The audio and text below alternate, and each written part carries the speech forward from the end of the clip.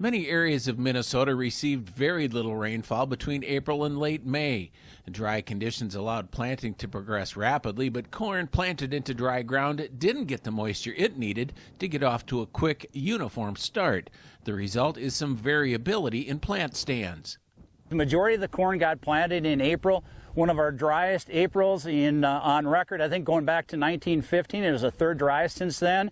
Also very cool. And so I think overall, plant stands are looking pretty good, like I said, but I think in many of these fields, it really requires a closer look. Windshield scouting, a lot of the fields look pretty good. Once you get out into the field, you'll see a little more variability out there in plant stands. Pioneer seed agronomist Jay Zielski says plant stand counts show a relatively high percentage of emergence, but some plants were delayed.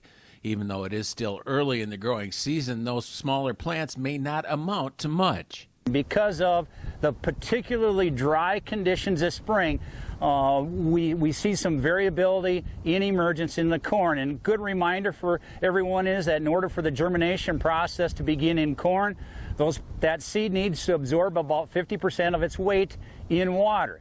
We get a spring like this. Here in the Waseek area, we only had 0.4 of an inch of rain since the middle of April. Zielski says soil moisture variability, lack of rain, and even soil residue can impact how well seeds emerge. While those conditions are present nearly every year, the dry spring was unforgiving.